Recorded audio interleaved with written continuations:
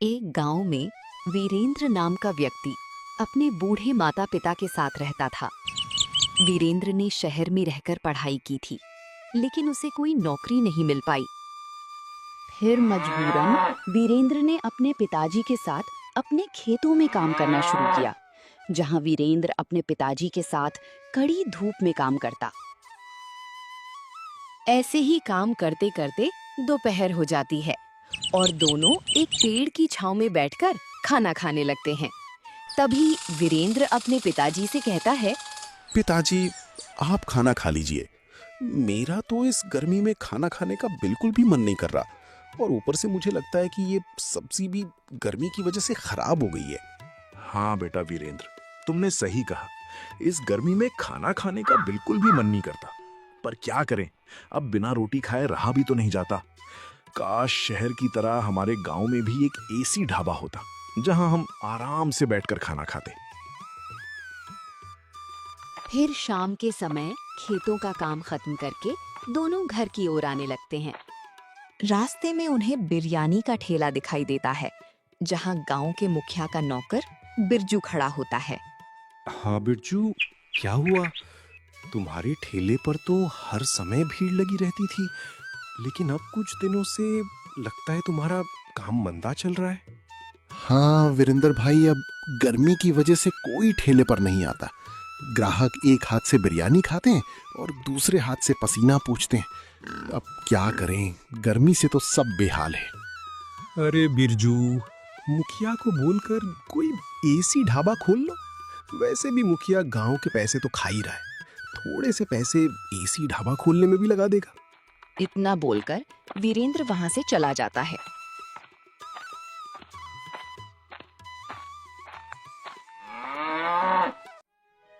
घर आकर वीरेंद्र अपनी माँ से कहता है, माँ, आजकल गांव में बहुत गर्मी पड़ रही है और हमारे गांव का स्पेशल बिरयानी का ठेला भी अब सूना पड़ा रहता है। हाँ बेटा, गर्मी की वजह से कुछ खाने का मन भी नहीं करता, लेकिन अगर गांव में कोई एसी ढाबा होता तो उसकी खूब बिक्री होती, क्योंकि हमारे गांव के लोग बड़े ही चटोरे हैं। अपनी माँ की ये बात सुनकर वीरेंद्र को एक विचार आता है कि क्यों ना वो ही गांव में एक एसी ढाबा खोल ले। माँ, कैसा होगा अगर मैं ही गांव में एक एसी ढाबा खोल लूं? लेकिन वीरेंद्र बेटा, तुम ढाबा कहाँ खोलोगे?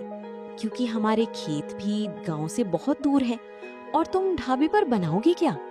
वीरेंद्र कुछ समय गहरी सोच में पड़ जाता है। फिर कुछ देर सोचने के बाद वो बोलता है, माँ, क्यों ना हम अपने घर के बरामदे में ही एक एसी ढाबा खोल ले। इससे हमारा घर भी ठंडा रहेगा और ढाबा भी खूब चलेगा। और रही बात खाना बनाने की, तो आपको तो पता ही है कि मैं फ्राई मोमोज कितने स्वादिष्ट बनाता हूँ। लेकिन बेटा, एसी और मोमोज के सामान के लिए पैसे कहाँ से आएंगे? माँ, 25,000 रुपए तो मेरे बैंक अकाउंट में पड़े ही हैं, और रही बात बाकी पैसों की, तो उसका भी कोई ना कोई समाधान हो ही जाएगा।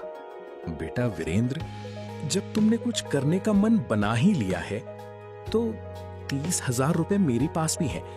अगर जरूरत पड़ी तो तुम मेरे से ले लेना।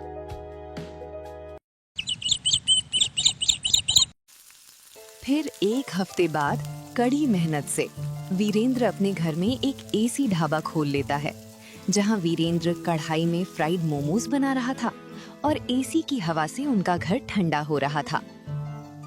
इधर गांव में वीरेंद्र के पिताजी अपने एसी ढाबे का प्रचार कर रहा होता है। अरे शामू, क्या तुम्हें पता है कि हमारे गांव में एक एसी ढाबा खुला है? अरे क्या बात कर रहे हो वीरेंद्र के पिताजी?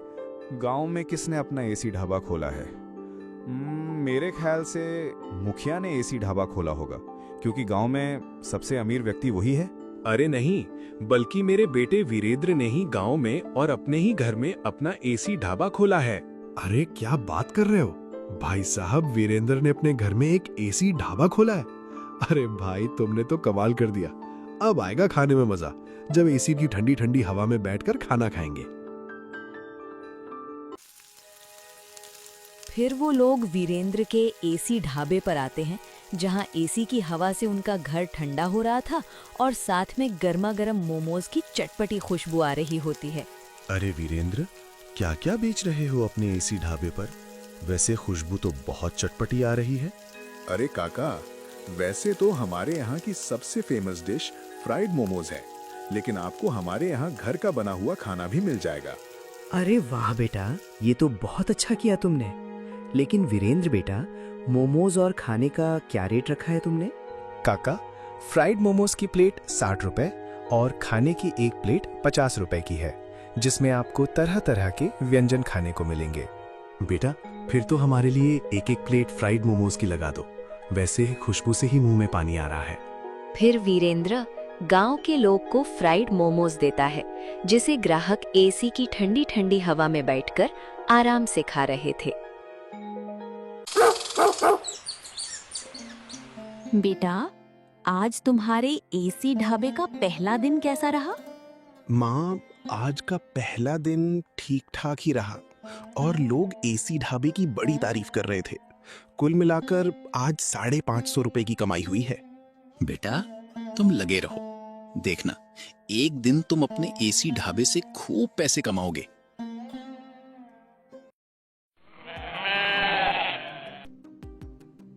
धीरे धीरे वीरेंद्र का एसी मोमोज का ढाबा गांव में मशहूर हो जाता है और दूसरे गांव के लोग भी वीरेंद्र के एसी ढाबे पर आने लगते हैं। भाई वीरेंद्र, हम दूसरे गांव से आए हैं। हमारे गांव में भी तुम्हारे एसी ढाबे के खूब चर्चे हो रहे हैं, तो हमने सोचा कि क्यों ना हम भी तुम्हारे एसी ढाबे के मशहूर तले हुए मोमोज खाएं। अरे भाई, ये तो तुमने बहुत अच्छा किया। गांव में गर्मी होने की वजह से मैंने ये एसी ढाबा अपने घर में ही खोल लिया है। इससे घर और हमारा घर का ढाबा दोनों ही ठंडे रहते हैं, जिससे ग्राहक बिना किसी परेशानी से आराम से मोमोज खा सके। फिर वीरेंद्र उन गांव वालों को अपने स्पेशल मोमोज देता है, जिन्हें गांव वाले भी बड़े ही चाव से खा रहे होते हैं, और ऊपर से एसी की ठंडी ठंडी हवा से उन्हें गर्मी भी परेशान नहीं करती। वाह भाई वीरेंद्र, तुम्हारे मोमोज तो एकदम क्रिस्पी और स्पाइसी है। मुझे तो एसी की ठंडी ठंडी हवा में गर्मा गर्म मोमोज खाकर मजा ही आ गया। धन्यवाद भाई साहब, मुझे बहुत अच्छा लगा कि आप दूसरे गांव से मेरे एसी ढाबे के मोमोज खाने के लिए आए। वीरेंद्र, मोमोज के साथ साथ तुम्हारा स्वभाव भी बहुत अच्छा है। हम अपने गांव के दूसरे लोगों को भी तुम्हारे मोमोज खाने के लिए भेजेंगे। धीरे धीरे गांव में चारों तरफ वीरेंद्र के एसी ढाबे के चर्चे होने लगते हैं। गांव में चारों तरफ वीरेंद्र का एसी ढाबा चर्चा का विषय बन जाता है। अरे भैया, उस गजेंद्र के बेटे वीरेंद्र ने एसी ढाबा खोलकर कमाल ही कर दिया। खाने के साथ साथ फ्री में एसी की ठंडी ठंडी हवा खाने को भी मिल जाती है, और वो वीरेंद्र फ्राइड मोमोज भी लाजवाब बनाता है। हाँ भाई, अब तो लगता है कि मुखिया का ठेला बंद ही हो जाएगा, क्योंकि गर्मी से बेहाल सभी लोग एसी की ठंडी ठंडी ठंडी हवा खाने के लिए वीरेंद्र के ढाबे पर ही जाएंगे। इधर गर्मी की वजह से मुखिया का ठेला पहले ही सूना पड़ा रहता था, और ऊपर से वीरेंद्र का एसी ढाबा खुलने से मुखिया का ठेला बंद होने की कगार पर आ गया। अब क्या करें? मुखिया तो मुझे समय से पहले पैसे भी नहीं देता, और जो देता है उसमें भी आनातानी करता है, और ऊपर से ठेला भी नहीं चल रहा। लगता है कि अब मुझे कोई और काम देखना पड़ेगा। फिर बिरजू गांव के मुखिया के पास जाता है। वो मुखिया को गांव की सारी बात बताता है। मुखिया जी, आप तो जानते ही हैं कि गर्मी की वजह से हमारे ठेले पर बिरयानी की बिक्री कम हो रही है, और ऊपर से गांव में वीरेंद्र ने एक नया एसी ढाबा खोल लिया है, जिसके वजह से बची कुची कमाई भी ठप हो गई है। क्या कहा? गांव में एसी ढाबा? मेरे रहते हुए कोई गांव में एसी ढाबा नहीं खोल सकता, और वीरेंद्र का कोई हल ढूंढना ही पड़ेगा, नहीं तो गांव में से हमारा ठेला ही गायब हो जाएगा। मुखिया जी, अगर आप मेरी बात माने तो आप भी गांव में एक एसी ढाबा खोल लीजिए। इससे आपका बिरयानी का धंधा फिर से चल जाएगा, और साथ में मुझे भी एसी की ठंडी ठंडी हवा खाने को मिल जाएगी। चुप कर रे बिरजू। अब हम इन गांव के लोगों को बिरयानी के साथ साथ फ्री में एसी की हवा भी खिलाएंगे। इससे तो हमें भी घाटा होगा। इस वीरेंद्र का एसी ढाबा बंद करना ही पड़ेगा, तब जाकर हमारा बिरयानी का ठेला फिर से चल पाएगा। इधर गांव का मुखिया अपने गुंडों को कुछ समझा रहा होता है। सुनो, आज शाम को तुम उस वीरेंद्र के ढाबे पर जाना और वहां तोड़ फोड़ करना और उसे ढाबा बंद करने की धमकी देकर आना। मुखिया जी, आपका काम हो जाएगा, लेकिन हमें हमारा पैसा भी समय पर मिलना चाहिए। अरे पैसे की चिंता तुम मत करो, तुम्हें तुम्हारा पैसा लगे हाथ ही मिल जाएगा, लेकिन उससे पहले मेरा काम हो जाना चाहिए। फिर मुखिया के आदमी वीरेंद्र का ढाबा बंद करवाने के लिए उसके घर जाते हैं। इधर गांव में पुलिस गांव के सेठ से किसी विषय पर कुछ बातचीत करने आते हैं। अरे दरोगा साहब जी, बातचीत तो होती रहेगी। आइए, पहले आप हमारे एसी ढाबे के स्पेशल मोमोज खाइए। क्या कहा? एसी ढाबे के मोमोज? लेकिन इस गांव में एसी ढाबा किसने खोला? अरे दरोगा साहब जी, बस पूछिए मत। आइए, हम आपको दिखाई देते हैं कि गांव में एसी ढाबा किसने खोला है। फिर गांव का सेठ और पुलिस दोनों मिलकर गांव के अची ढाबे की ओर जाने लगते हैं। सुन वीरेंद्र, हम मुखिया के आदमी हैं, और तू तो जानता ही है कि मुखिया कैसा आदमी है। मुखिया ने बोला है कि कल से इस गांव में तेरा एसी ढाबा नहीं खुलना चाहिए। अगर तूने ऐसा किया तो तेरे ढाबे के साथ साथ तेरा ये एसी भी तोड़ देंगे। मुखिया के आदमी अभी वीरेंद्र को धमकी दे रहे थे कि पीछे से पुलिस और गांव का सेठ आ जाते हैं, जो उनकी सारी बातें सुन लेते हैं।